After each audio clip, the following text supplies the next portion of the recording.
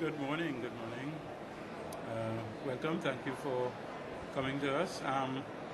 My name is Oswald Williams. I am the Secretary of Tourism and Transportation, Tobago House of Assembly, Trinidad and Tobago. Well, thanks very much for joining us here at ITB, Minister. It's a very important show for you. It is indeed because the German market is very significant to us, and as far as our tourism arrivals to Tobago, it has been for a number of years. And within Europe, what do you see as your most important markets at the moment?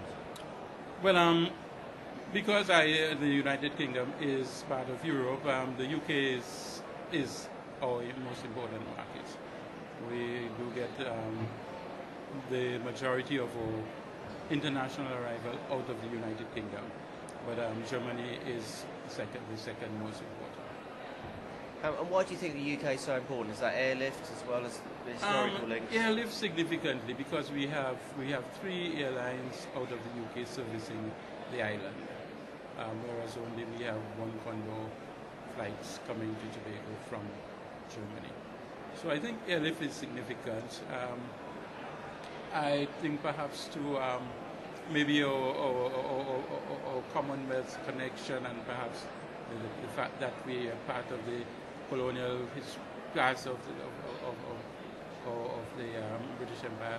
These perhaps, I think, are important things that... And on a global level, where do you see your most potential for growth in the future? Well, I think in terms of looking forward, the North American market is the one that is potentially most significant at this time. We are now reaching into the United States market, for example. We've just got a flight out of New York once weekly, and of course we are pursuing more. But because that is medium haul, it's closer to the destination, and it is a significantly market. It's a significant market in terms of its potential, and so we are now reaching out to tap that market. Now and America as well, it's very much it's a demanding market. They look for a luxury product, and now you've got the luxury hotels to match that demand. There's, for example, Cocoa Reef, voted Caribbean's leading hotel at the World Travel Awards last year. Yes. Well, certainly we do have scope for additional rooms, and we are looking at upgrading. For example, what used to be the Hilton in Tobago has been closed for some time. We are working on refurbishing, renovating, and hopefully we will have very soon the additional of 200 rooms that will be at least 4 stars. So we look forward to that coming on stream, which will certainly boost the potential of the island to accommodate. And how would you describe the Trinidad and Tobago holiday experience? What can a potential traveller who's looking where to book, what kind of things can they expect by coming and staying with you? Well, certainly for Trinidad, the big thing is the Carnival, which incidentally just ended yesterday. That is a big selling point in Trinidad. Trinidad is also a big business center. So those are basically the drawing points there. With Tobago, we are a smaller island destination, and we are still very much natural, so we